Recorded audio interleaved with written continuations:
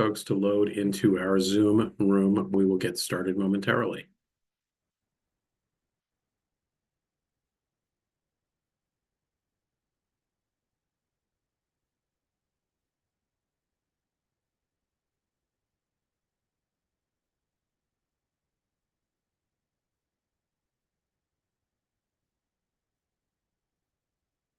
Hello and welcome to WITA. There is so much happening on trade policy these days, and today is the second of back-to-back events that we're hosting on the WITA webinar platform.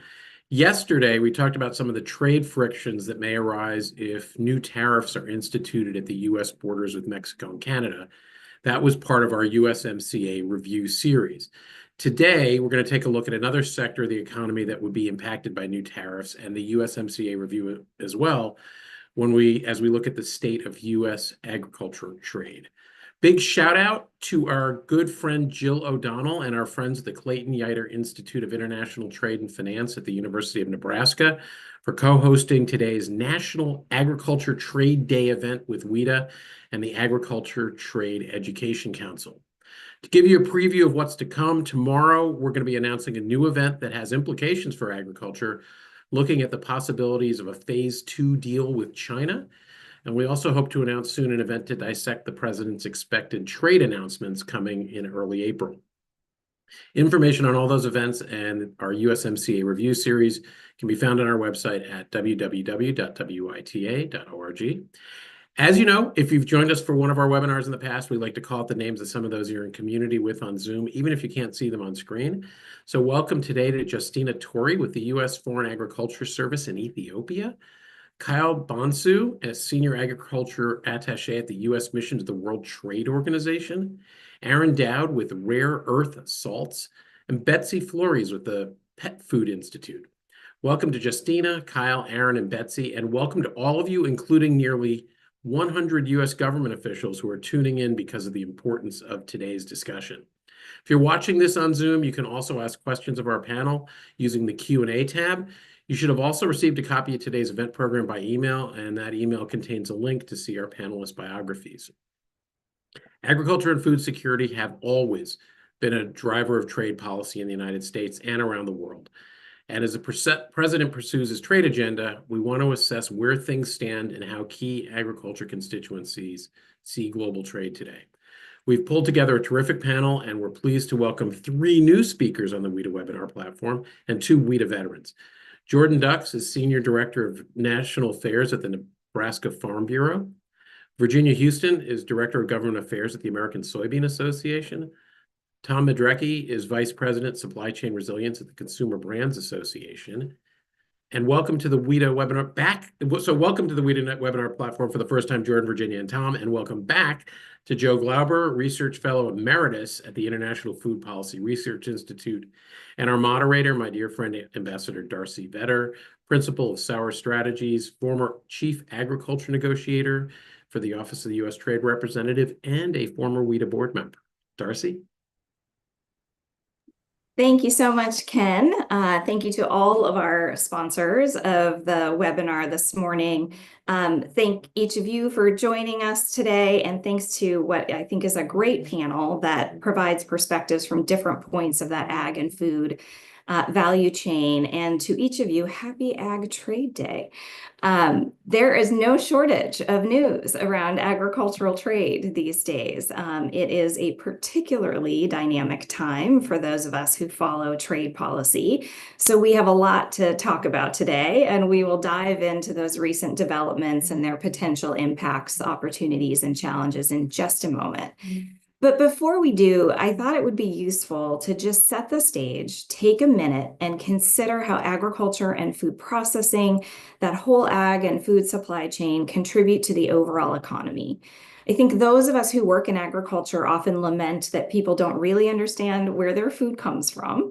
And there are a lot of people behind the box of berries or the package of crackers that you pick up on that grocery store shelf. And so just in time for National Ag Day yesterday, the 2025 Feeding the Economy report was released, which really shows the impact of the food and ag sector on the US economy. And so I wanted to share kind of the top findings from that we can all keep in the back of our heads as we have this discussion on trade. So the 2025 report found that the US food and ag sector supports 24 million jobs in the United States, which is 15% of employment, and is responsible for 9.5 trillion with a T dollars of further economic activity. There are nearly 2 million farms and ranches that help produce that food and fiber that we depend on. And there are literally millions of employees in the nearly 200,000 processing, manufacturing, and storage facilities around the country.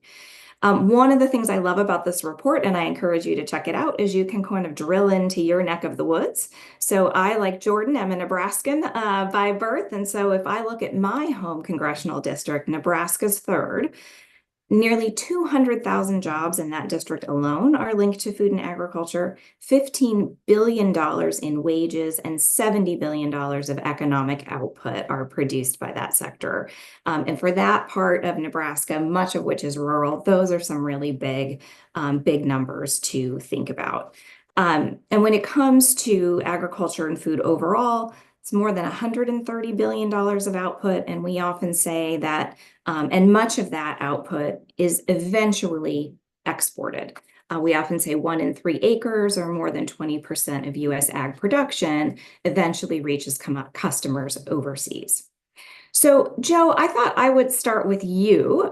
So in addition to being a research fellow emeritus at IFPRI, Joe is also a former chief economist at the U.S. Department of Agriculture, so knows our farm conditions and programs very well, and a former acting chief ag negotiator at USTR. So he's kind of approached all of this trade from lots of different perspectives. So I thought you would be the perfect one to help us put further into context both the role of trade in the US ag economy overall, but specifically the importance of our top trading partners, Canada, Mexico, and China, where we have seen some recalibration of that trade relationship being proposed or taking place.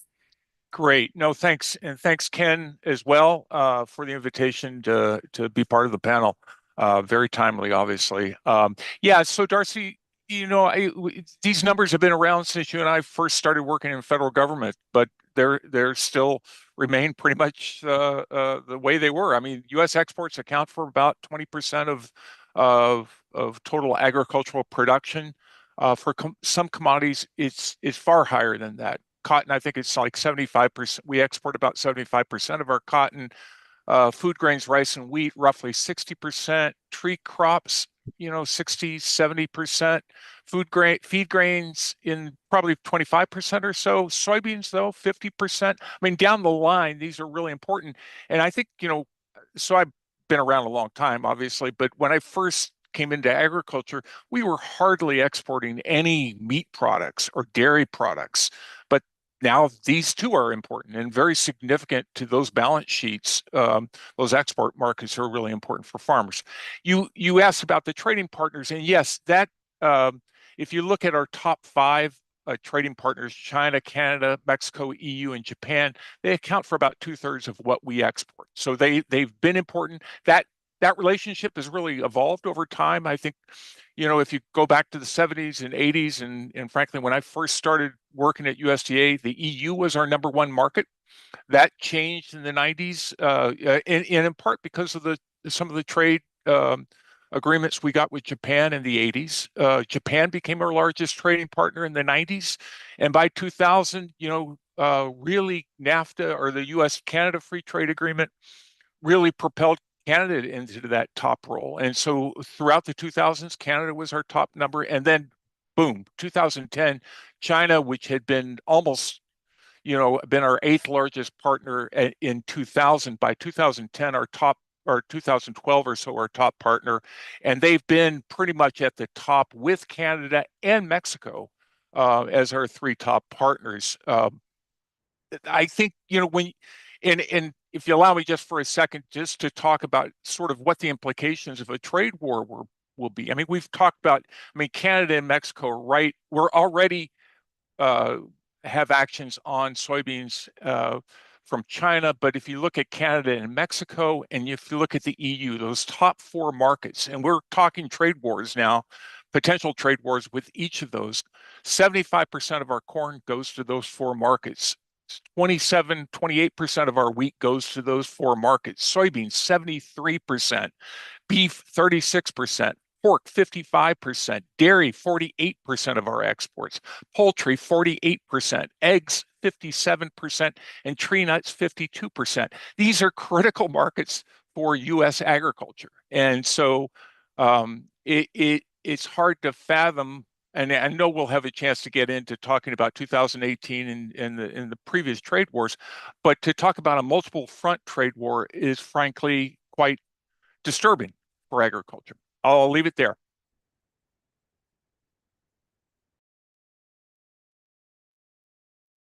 I have to unmute myself. Apologies. Thanks for putting that into perspective for us, Joe. It is certainly daunting, as you say, to think about the challenges of being on multiple fronts. Jordan, I'd like to turn to you now to provide kind of that state perspective from Nebraska.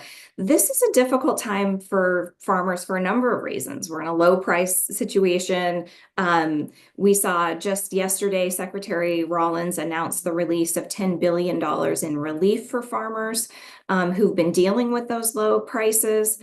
Tell me, how are your members doing in Nebraska? Where do Nebraska farmers kind of see themselves? And how are they thinking about this current sort of trade environment along with these other challenges?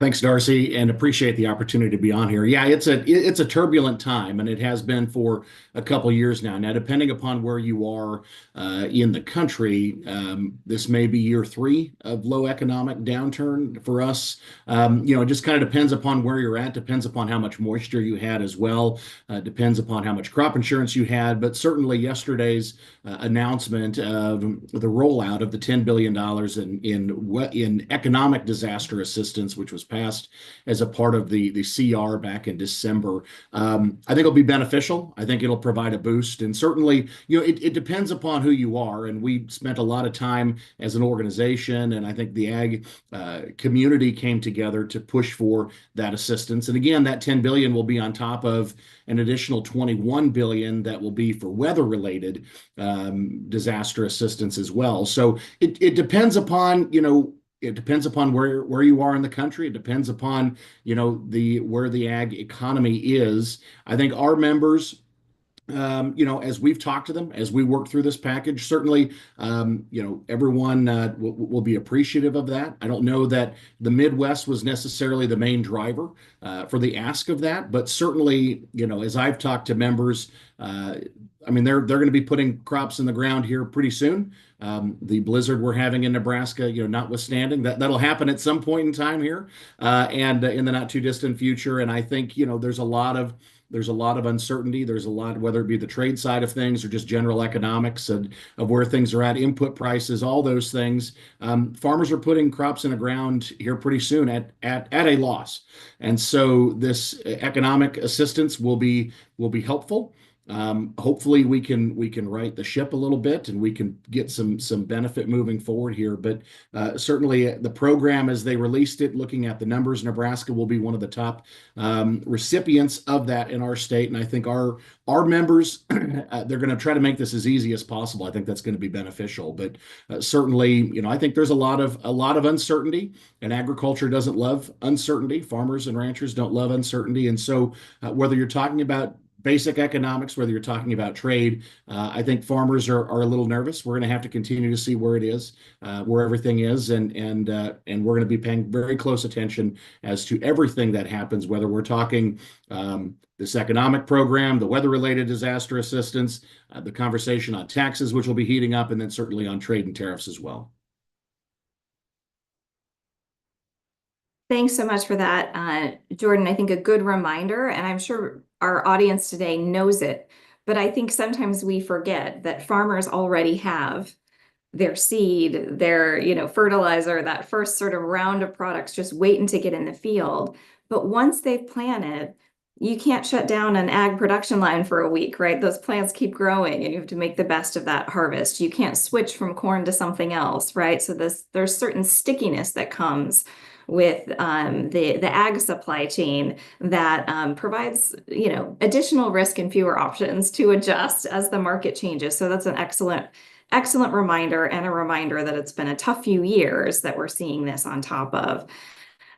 Virginia, I'd like to move to you next. As we were, preparing to start the panel, you said that, soybeans and soy farmers have been the poster child of the trade wars. And I think that's absolutely true, as we saw with soy and the relationship with China from a few years ago. But also true because soy farmers have been champion exporters, right? We really count on export markets for our soy, both for soy itself, but also soy is a key feed ingredient for a lot of the meat products that we export. So soy, is exported on the hoof in a lot of places as well for that market. So how, as you look at the potential for this, multi-front trade war or a recalibration of these trade relationships, how do you think that might change those global soy commodity flows? And how is soy thinking about potentially like diversifying its customer base or changing the destination for some of those products? Thanks so much, Darci, and it's great to be here today with WITA to just celebrate National Ag Trade Day. So I think, both Joe and Jordan have made points that definitely hit on soybean farmers, but as we were discussing earlier, U.S. soy is the poster child for retaliation in a trade war, which I don't recommend for anyone, but having lived through it, we're happy to share our experience. So in 2018, when President Trump levied the Section 301 tariffs against China, China immediately retaliated with a 25% tariff on U.S. soy, among other ag commodities. But what our farmers saw was almost overnight, prices dropped by $2 a bushel, and we were locked out of our largest export market. So what that really did, aside from the economic impact, was that gave rise to some of our biggest competitors. So when we talk about competition on the global soy market, we mean Brazil. Argentina to a smaller extent, but Brazil's the big one. And since 2015, Brazil has overtaken the US as both the world's largest producer of soybeans and the largest exporter. And when US soy was locked out of the Chinese market, that really gave Brazil incentive to ramp up their production to meet Chinese demand. So we're now not only forced to compete with Brazil and China, but in every export market. Now, Darci, you mentioned how we export soy, not just in whole bean oil and meal form, but also on the hoof. So U.S. soy's largest customer is animal agriculture. When you crush a soybean, you're left with soybean meal, which goes primarily into livestock feed, but also soybean oil. And I mentioned the whole soy complex because that really does build into what we're trying to do as far as diversifying a customer base. But ultimately, all roads lead to trade for us because here in the US, we're looking at ways to also increase domestic consumption. We did see President Trump tweet a couple weeks ago about preparing to sell more domestically. Well, for US soy, the best avenue for us to sell more domestically is through increased biomass-based diesel production for biofuels. Soybean oil is not ethanol, it's biomass-based diesel, but that's a big driver under the renewable fuel standard. So we're also pushing for policies that would increase that oil usage and give us another stable market to sell into. But again, then you have the meal left. And while the US is not increasing the domestic swine herd or poultry flock at a rate that would also grow that market, we need to be able to export that meal. So again, all roads lead to trade. We've talked about China, Mexico, Canada, and the EU. Those are 4 of our 5 largest trading partners for soybeans. China has already hit back at us with a 10% retaliatory tariff in response to the 20% levied by President Trump. We do know that we are on Canada's second list for potential retaliation, and that would be whole beans, soybean oil, and soybean meal. And so has Europe. We are facing a potential tariff into the European market in retaliation to the steel and aluminum tariff. So we're thinking about how to diversify our markets, but also just knowing that we are so tied up into exports because our farmers are so efficient and we produce more than we can ever consume here in the US. So we have to look at trade policy as part of economic stability for US soybean farmers. That is an excellent point, and I like the way you said that trade policy is part of basic stability. Someone asked me what I thought about that tweet about get ready to sell our products domestically, and my response was, I hope you're hungry. I think that efficiency and that volume of production, of course, means that we need those foreign markets, but also for reasons of food security, of efficiency, the fact that we're an incredibly blessed country in terms of our different soils, our growing season, our just access to fertile land. We do have a comparative advantage, and we are able to use some more modern and environmentally friendly practices than many other countries are. It would be a shame if we didn't have that access to those global markets to help meet global food demand. So, Tom, we have a different sort of vantage point from the ag supply chain, and having you with us today from the Consumer Brands Association. I think a lot of the coverage on tariffs and, soy as the poster child for the trade war tends to focus on the agriculture part of the supply chain. But of course, many of our agriculture products are further processed into higher value products that we see on the shelf here, but that are also exported around the world. But your members are facing not only the potential of those retaliatory tariffs and tariffs impacting your agricultural inputs, but also the tariffs on steel and aluminum, which have an impact on processing equipment, packaging, et cetera. Can you talk a little bit about how your members are currently adapting to those tariffs and then preparing for the potential imposition of new ones? Absolutely. And thanks, Darci and Ken, for having me on. I think it's really important to say just at the outset, as we talk about this, that we're coming at this, America's food, beverage, household, and personal care manufacturers actually constitute the largest domestic manufacturing sector by employment, which is sort of this unheralded fact. We're bigger than steel. We're bigger than auto. We're bigger than some of these other iconic industries that I think are more typically associated with, quote, domestic manufacturing. And so, trust me, I am here for America First trade policy that promotes domestic manufacturing. It just actually has to promote domestic manufacturing and not undermine it or sort of curtail or drive up costs that make it that much harder to make things here in America. So how our members see the impact of tariffs is they see the cost of goods on products that are not available domestically go up. That could be spices, it could be cocoa, it could be coffee, it could be tin mill steel or aluminum, or certain products that go into the packaging side. And all of that makes it that much harder to make things here in America, typically in rural agriculture adjacent communities, for American consumption. I think that that's one of the other things that isn't commonly sort of associated with, you go to the grocery store, you pick up a low cost product. There's almost this implicit assumption in today's economy that, well, it must have been an import. Well, actually, no, it was, produced from American farm products in an American small town, and then distributed locally.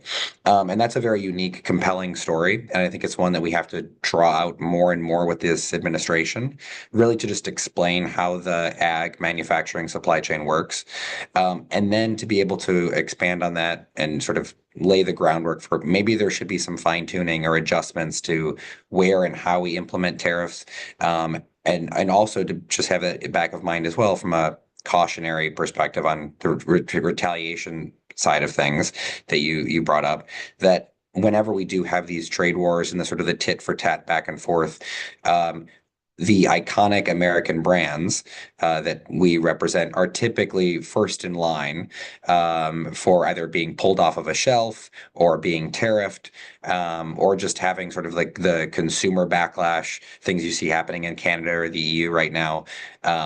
Even if it's not, quote, a governmental retaliation, there is still a downstream impact on how these American companies feel this overseas. So all of it sort of goes together. And I think that what we've sort of just consistently asked for is let's have a better understanding of, again, what really helps U.S. manufacturing, what really helps U.S. agriculture, and how to advance those interests. Because again, we're here for America first.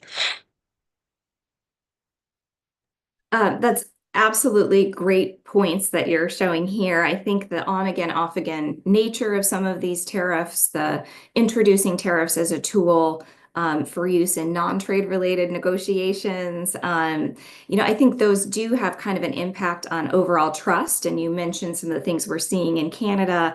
When you think American, it is a lot of those sort of food brands that come to mind. So there is an additional kind of risk there, even if the terms of trade hasn't changed. Those kind of underlying feelings of concern, mistrust, may have an impact on our market opportunities. I think that's important to remember. You also mentioned, and I think this is really important, is that in the coverage of potential tariffs from, Canada and Mexico, automobiles come up as the poster child of products that move back and forth across borders multiple times and might pay multiple layers of tariffs. But you also talked about the importance of agricultural imports to be able to put together those brands that we depend on, whether that's coffee or adding tropical fruits or chocolate in a granola bar. It's often blending those imports with exports, or with domestic products rather, to be able to create the products that we all know and love. And so, it's also the case that some of our agricultural products and formulas and spice blends and those things move back and forth across borders before they end up in that final product that we come to know. And, I think not very many people would realize that the very successful pork industry in the US also depends on feeder pigs from Canada who may be fed grain from the US before they come south. And, the same is true with our southern border, where we import feeder cattle from Mexico who are raised on US feed before they become beef in the US that we then export back to Mexico and Canada and to China and around the world. And so I think some people think of the ag supply chain as being very sort of simple and direct, and it's actually quite complex as well. And you demonstrated that very well in your comments. Joe, I want to go back to you now. You mentioned in your intro, right, that we have been here before. And Virginia mentioned as well some of the strategies that had to be used to deal with the retaliatory tariffs that US ag products faced in that sort of bilateral, that one front trade war with China in 2018. Can you give us a sense of what was the impact of those tariffs, but then also the tools that the US government used to try and help deal with those tariffs and help the ag sector? Are those tools applicable this time around? What are the strategies you see for, helping farmers if we are in that multi-front trade war? Yeah, no, thanks, Darci. And I think actually Virginia said it very well. Certainly we had, at the time the trade war broke out in 2018, China was our number one trade partner at that point. And was a critical market particularly for soybeans, where I think one out of every 4 acres that was planted was essentially soybeans that was then exported to China, to give you some notion of just what the magnitude of that was for U.S. soybean industry. We saw a 30% drop in revenue. Virginia gave you the numbers on prices. And effectively, soybeans had to find another home. And China imports 60% of the world's soybeans that are exported. And so, you are now trying to find a home for those soybeans in the rest of the market there. And we weren't able to do so. Prices fell as a result. We ended up carrying stocks. And the next year, we planted a lot less soybeans. At the same time, Brazil planted a lot more soybeans. Yes, the administration came forward with a series of compensation packages called Market Facilitation Program. It was essentially using some obscure authorities through the Commodity Credit Corporation Charter Act that allows the Secretary of Agriculture under extraordinary circumstances to bolster prices of farmers by taking actions. This provided some $28 billion of aid over 2 years. The problem it was actually obviously very helpful to the industry to have the compensation. The problem is that the challenge is how to put together a program like that without distorting production decisions. And I think the department did its best as far as that was concerned. There was a lot of criticism, however, that the coverage was uneven. So the first round of payments, you had corn producers who were saying, hey, soybean, people are planting a lot less soybeans. They're planting a lot more corn now. We're seeing our prices drop as a result. Why shouldn't we be compensated as well? The second round of payments tried to address that, but it's just to say that it's always going to be uneven. It's always going to be criticism. The bigger issue, though, is also what Virginia talked about. Those were short-run losses, and they were compensated. What wasn't compensated are the longer-run losses. To give you an idea, in 2016, the U.S. had about 40% of the China market, and Brazil had about 45% of the China market. So in one sense, very, very close. As Virginia mentioned, 2015 is when Brazil was actually started producing more soybeans in the U.S. And so they had a slightly larger share of the market. It is now 70% Brazil and 20% U.S. So all the growth that we've seen in China since then has essentially been enjoyed by Brazil. And some of that, the direct result of the trade war is we saw almost 11 some odd million acres go into production. So the short run costs, I think, whether or not the monies are available this time around, I think is a big, going to be a very big question. CCC is capped at $30 billion. So Congress would have to explore ways of providing more monies or replenishing what's under the CCC if there was a trade war. There's a lot of complications, frankly, the use of the Commodity Credit Corporation Act to compensate farmers came under a lot of criticism during, and in fact, under the last Congress, there were actually farm bill proposals to really trim that authority. So I think there's still a lot of uncertainties there.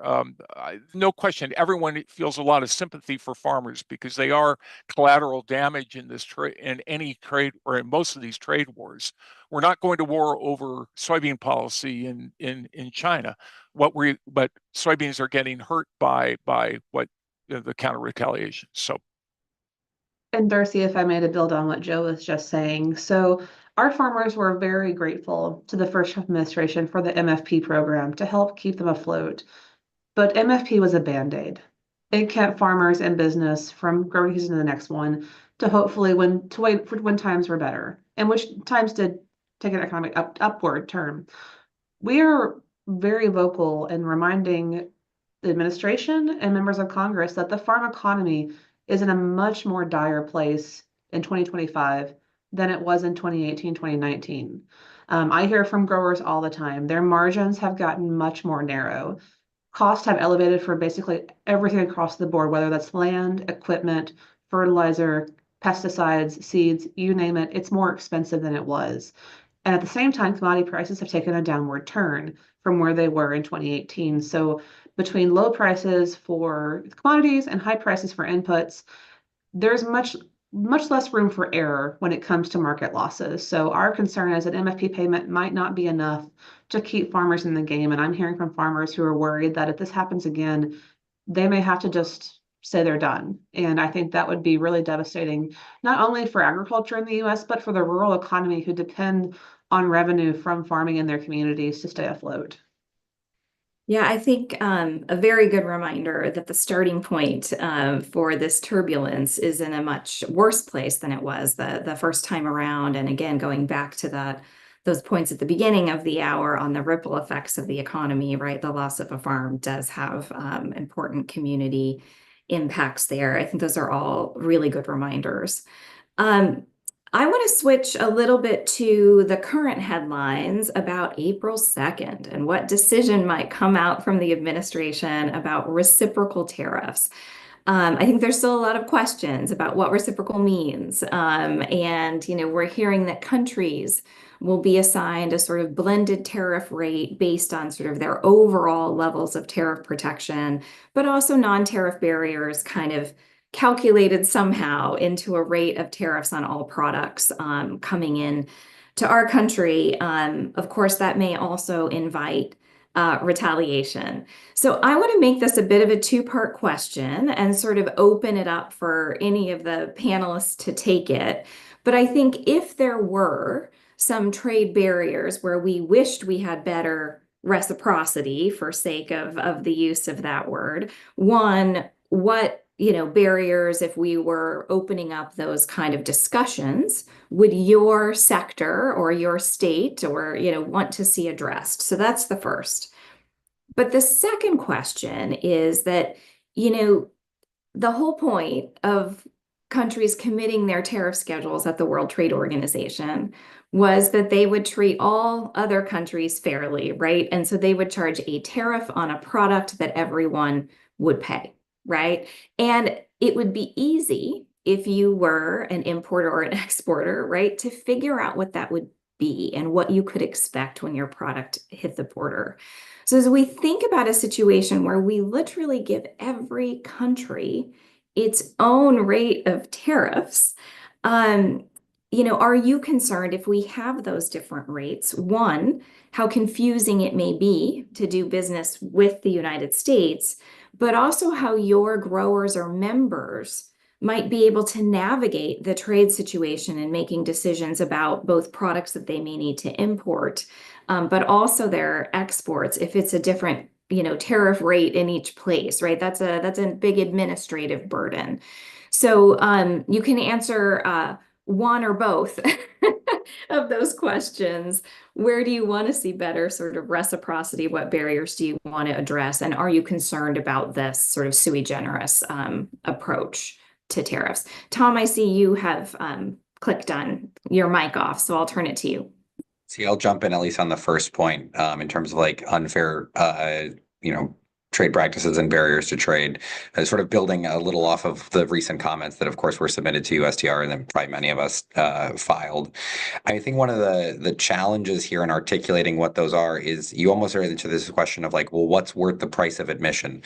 Because in the current environment, right, if you're going to surface, okay, there's a trade barrier over here, I don't necessarily want the current administration to say, okay, well, we'll impose a tariff that then drives up the cost of products coming from that. So like it's this careful balance between, yes, I want you to take a America First trade policy and action to counter unfair trade practices abroad and to really promote U.S. manufacturing interests, but maybe not quite in that way.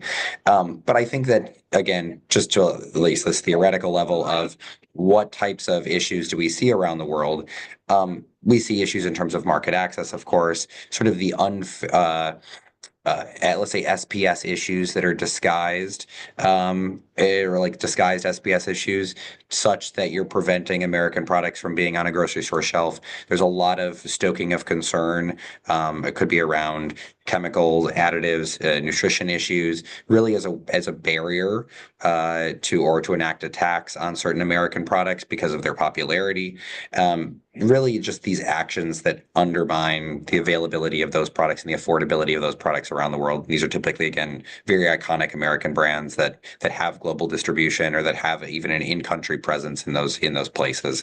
And I think that they're frankly targeted because of that Americana aspect of those brands. So those are some of the things that we've raised in the comments that we filed. But there is, again, this tension of like, how much do I really want to spotlight that if the action taken on the other side isn't to actually go in or address that issue? It's just to say, okay, we'll just roll it up as part of this aggregate reciprocal tariff.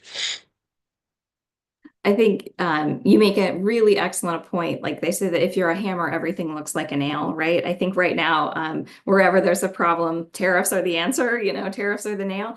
But they're really blunt instruments. And so, if you think about the trade agreements that we are a part of, both the WTO and bilateral and regional agreements, they created a whole separate place to take problems related to trade to try and solve them, and a number of committees and opportunities for consultation to try and resolve problems before you got to the last part of retaliation or withdrawing benefits, which was where tariffs might be reimposed, that market access withdrawn.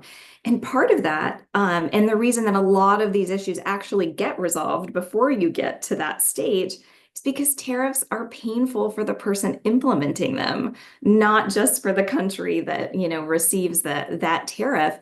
And a tariff only works if there's a significant volume being imported of that product, right? That's what gives it the leverage. And so, in some ways, the more attractive that tariff is as leverage, the more pain it's going to, give to its own, your own citizens. And so it really is a blunt instrument and not a very precise tool. And I think, your members and, importers around are trying to figure out how to deal with that and to calibrate.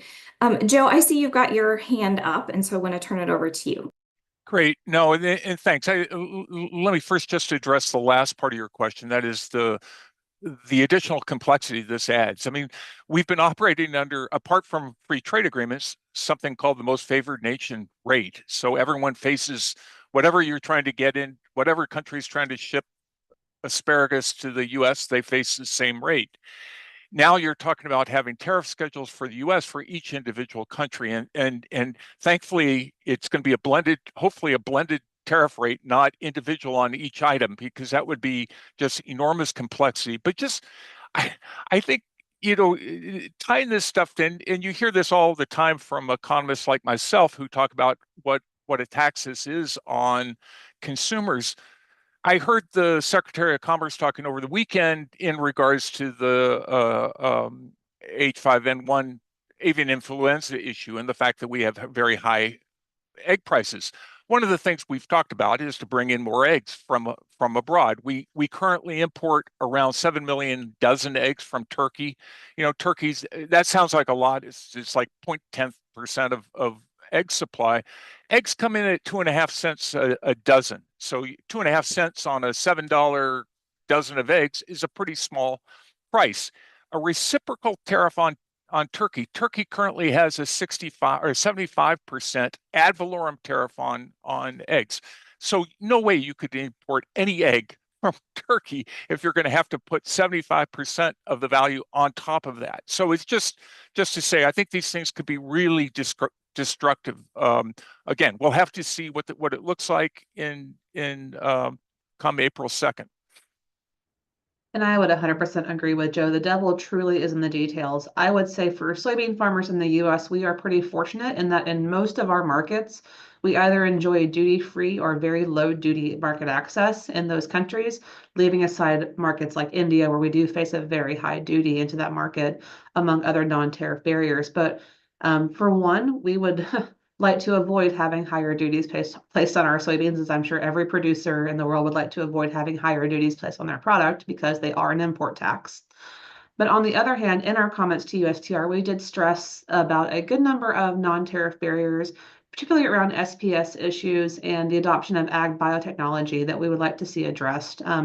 US farmers are some of the most innovative in the world, but we do use tools that some countries still regard with a great deal of suspicion, despite settled science around the use of GMOs. And as we look to the future, gene editing, where you can work inside the plant's genome to make edits that would have taken forever and would have had to introduce foreign DNA to make those edits. Our farmers are excited about these because they have the potential to increase yields and also produce more drought-tolerant crops, crops that are better at handling water retention, soil runoff, especially as we're dealing with a changing climate. But we have to be able to sell our product into market. And so that requires working with our trading partners to talk about the safety of these products to ensure that there's no value chain disruptions. So that's one of the things we really highlighted with USTR is like, if you're going to address non-tariff barriers as part of reciprocal trade, let's look at these sort of things that will make things easier for US agriculture to get our products to market. That's an excellent point, Virginia, is looking at, and I think that brings me to maybe the last topic we'll kind of dive into here, and then I want to make sure there's an opportunity for others to ask some questions. So we just encourage you, again, if you do have a question for any of our panelists, feel free to pop that into the Q&A, and we'll look at those as well. But, so much of the trade conversation right now has focused on tariffs as being sort of the foundation of our trading system.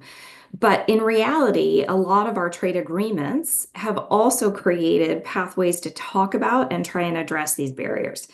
Not always successful, not always fast, but within the USMCA, within the WTO, we have international standard setting bodies where we can say, hey, these decisions should be made based on science. It creates relationships between our scientists to say, here's why we're confident in these products of gene editing or biotechnology, and we can take you through it, right? In a place where scientists can talk to their peers. So I have questions about if we're testing that trading system, if we're saying we're not going to follow our WTO tariff schedule, right? We're going to take ourselves out of that commitment through reciprocal tariffs or, trying this different path or one-off negotiations. What will be the impact on those other venues we've created through the trading system to try and help solve those non-tariff barriers? And then also, what is the methodology that we would use to decide how many tariff points your biotechnology restrictions are worth in that overall, blended rate? So I think there's a lot of questions as to whether, to Tom's point earlier, are tariffs the right mechanism to deal with some of these barriers that can be quite technical, and that are going to require real engagement, I think, to solve them. If I don't know if any other panelists kind of want to talk about what Tom and Virginia have mentioned on working through those things and non-tariff barriers and their concerns. Jordan, I see you've got your mic ready to go, so please, over to you. I was going to say, Darci, and maybe this asks or answers one of the questions that we've already gotten in, and it kind of goes to both. I mean, I think you have the broad conversations where it shows that our trading relationships are unbelievably complex. I think everyone has highlighted that very, very well. And we, at the same time, our trade relationships, while are extraordinarily important, none of them are perfect. And so we do have these things that pop up from time to time, whether it be the Canadian dairy industry or Mexico and the GMO situation that we just had on the corn side of things. And there are countless others that go into there. And so I will say that, and again, maybe this is getting into what I'm hearing on the ground and maybe the patience that I hear from some members who I think very clearly, I think it's no secret to anyone on the panel here in terms of where rural America was in the election, not to get political, but certainly we have seen issues that have sprung up over many years, and we have a lot of conversation, whether it be the WTO or any other broader agency that sits and talks about these things. We have a president who is very wanting to move forward on something, whether it be a blunt tool or or the threat of a blunt tool. I think we've seen he's very willing to do that. And so I think that the complexities, you have rhetoric, you have the reality on the ground, and I think that leads to challenges. And I think we're going to talk tariffs, we're going to talk all that. We still really haven't talked about market access or expanding market access. We talk about all those. The president likes to talk about the existing relationships and some of those things, but we still, I think, would say that if China isn't the main part, then let's look elsewhere. And it can't just be domestic, because that'll take some time. Let's find somewhere else to go. And so the complexities notwithstanding, I think there are some other ways we'd like to see the administration pivot, and some of the other things we'd like to see them talk about as well. But so let's continue on that. I think I'd like to get the thoughts of the panelists here. When I read the America First trade policy that came out from the president, it seems almost entirely geared towards sectors of the economy that are import sensitive, and not specifically channeled toward those sectors of the economy like agriculture that are export dependent. And so if you could, and then we've also heard kind of a refining of that policy just yesterday, or actually Monday, I think, at the Ag Food Policy Summit that AgriPulse hosted. We heard Assistant USTR Julie Callahan got asked that very question. Are we going to expand market access for agriculture? Where does market access for US products fit into this equation? And her comment was, this administration not really interested in looking at full economy trade agreements. We may pursue more of these sort of sectoral deals. And so I guess my question to each of you to maybe finish this out, and then we'll turn to questions, is if you could have access to new markets, which countries are your sort of priority for expanding that market access? And then if you had the pen to write an America First trade policy, what elements would you add that may have been left out of that first draft that we saw to think about that export dependent sector? We can start with you, Jordan, if you want, and kind of pick up, and then I'll see if the others want to chime in. The king for a day question I'll maybe answer last or put aside for a second. But, I think from our standpoint, I don't know if I can list specific countries. I think from our standpoint, we're willing to go wherever folks need product. And if we need to, again, shift away from some traditional ones, then I guess that's what we need to do. I think that anytime, the president before leaving in 2020 started conversations with, I believe, Kenya. There's places around the world. We've had the opportunity to travel all over the world with different, whether it be with USDA or within our own state government, trying to find and whether it be Malaysia or other places. There are a lot of countries, I think, that we can try to work on market access. Some of the things that Virginia has brought up several times, I think on the biotechnology side of things leads to some problems in terms of access to some of those countries. And so anywhere we can try, I think, to try to sell product, we would be fine doing that. And I think it's been said several times, we have a lot to sell. The challenge that we have, and I think the reminder that we try to tell our members, because this conversation, we talk about countries an awful lot. We talk a lot about the United States trading with country X, and we spend a lot of time reminding our members that conversation is more complex, that it's Tom's folks, it's individual companies trading with individual companies, and they get stuck in the middle of government policy and government regulations. And so anything that we can do to make those problems and the uncertainty surrounding all that would be great, getting into the king for a day part. But certainly this administration seems at least willing to threaten and in some places use those complicated forces, that blunt instrument, from time to time. So that's maybe my meandering answer to that question. But I think that's kind of where we see things, and just find us a country and we can let's do business there.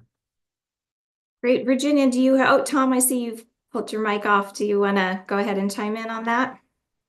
Sure. I was going to say, somewhat jokingly, I don't know what it says about me that I'm going to jump to the king for a day question first, whereas Jordan put that to the end. But I think that if you're looking at that America First trade policy and looking for ways to refine it, I don't actually think it's quite hard. If anything, if to say something positively about the administration, you should acknowledge them for having the boldness to use that sort of economic cudgel of tariffs and to drive negotiating strength. There's a certain leverage that they're projecting from a geopolitical perspective and the ability to get deals done.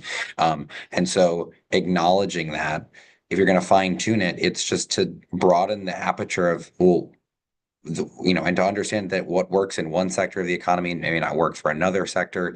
And so there's just a way to make that a little bit more strategic and to be able to discern and sort of associate, this works over here, so we should be doing these sets of policies for this industries. This works over here, so we should be doing this set for this. It doesn't need to be so it's just one size fits all and we're going to just do that. It could be a little bit more refined.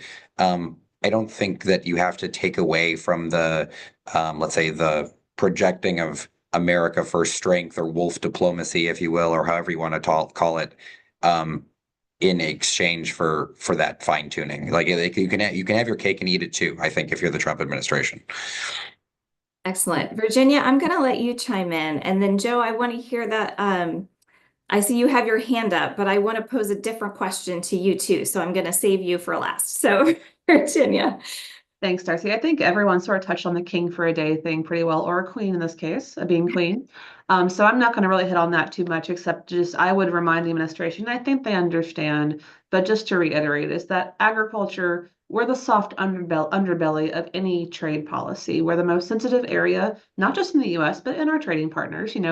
Ag negotiations are the stickiest, which I think Darci, you and Joe know more than any of us do. If we're looking at markets, I think there's a lot of opportunity in Southeast Asia, especially for US soy. Vietnam would be a great market. I know my friends in the pork industry, which is one of our biggest customers, would also like additional access in Vietnam. That's somewhere we see a lot of opportunity, but also sub-Saharan Africa.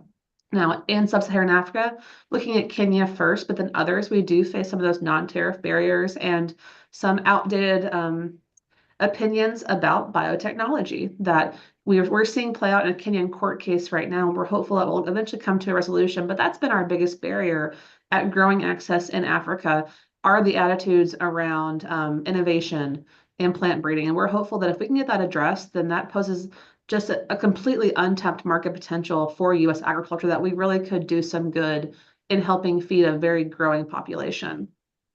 Excellent point. There are definitely some places that are still untapped. So, Joe, part of the question that I had asked there was whether you thought the sectoral approach would work for ag. And I think you and I both know that for almost all countries, agriculture is the most protected sector. And you also know that in our past trade agreements, there were a number of countries, Europe and Japan, for example, who said, I'd love to negotiate a free trade agreement with you, but let's just omit agriculture. We'll do every sector, but not ag. So, I'm curious if you think whether the sectoral approach to agreements would work, or whether you think ag might get sort of left behind. And then, I'm looking at sort of the questions from the audience, and I realize we're running short on time. I've tried to kind of incorporate them into some of my questions. But I think there is a question about, the health of the WTO and how we look to the WTO to try and enforce those rules about comprehensive trade deals, about, subsidies and declaring them, about following science-based decision making. And while we know the WTO needs reform, can we count on it as a measure if we, choose this separate path in sectoral agreements? So it's a really big question, but want to throw that to you, Yeah, given all your you experience. truly have made me king for the day. That's good. Yeah, no, I think a couple of things, and it sort of ties in with the last one as well, and that is we really haven't done much on trade agreements for 8 years now, right? I mean, TPP really being the last comprehensive one. Yes, we had an agreement with Japan that I shouldn't overlook, but that really was trying to get back some of the access that we would have had under TPP to kind of give us that. But I think the other important thing about trade agreements is trade agreements are great, but everyone goes into a trade agreement with the thought that if I sign here, that I'll be respected and this trade agreement will hold. If we're talking about tearing up trade agreements 4 years after we negotiate one, like what essentially we are doing right now with USMCA, that poses a big challenge, I think, for thinking about getting longer-term trade agreements. I'm still very much a believer in the WTO. It hasn't been a great place to get things done. I'm a failed negotiator myself, with the Doha round. But what has worked at the WTO are things like the SPS committee, the technical committees at the WTO, which have really helped facilitate trade. I think the dispute settlement process, that's been the biggest loss I think that we've had, and they're the current administration or the previous Trump administration and the Biden administration, no help there, I think, in terms of trying to get that working. And for agriculture in particular, that was very beneficial. Agriculture gained, we won almost over 85% of the claims that we brought to WTO cases, we prevailed on. And I think that that's true for a lot of other countries, largely because the bar is pretty high. You have to come in with a lot of evidence. In any event, I think that to me, the WTO does have a very big role to play, a potential role. But the main thing is to get out and start talking about trade agreements again. And as you know, these things don't happen. This isn't something you go into a room and come out 24 hours later and say, now we have a trade agreement. It takes years to get these things done. And that's where all of our other competitors are out negotiating free trade agreements. And I think we are falling further and further behind on that front. Sorry for taking so long. No, I think that's a great reminder that these things, the devil's in the details, and the details take time to get through. We've seen an incredibly dynamic and fast back and forth in the first 50 or so days. I think the big question is then what's the process for us to like turn that into actual policy versus a set of these rapid fire proposals? I see Ken's on here, which means we're out of time, but I do want to leave folks with one thought, which is that, you know, the WTO, for all of its critics and all of its slowness and the reform that it needs, has provided a great deal of certainty and transparency, which particularly for smaller firms, right, makes it easier to participate in global trade, right? It reduces that risk. It provides that important guidepost. And I was on a panel a couple of weeks ago with Hamid Mamdouh, who for a long time worked at the WTO in the services division, is a professor working on global trade. And he, you know, I think a lot of people are saying, is the WTO dead? What's its future? And he made, I think, an excellent quote and a challenge to us all, which was, I'm really tired of people talking about the future of the WTO when the conversation we need to be having is about what is the WTO of the future.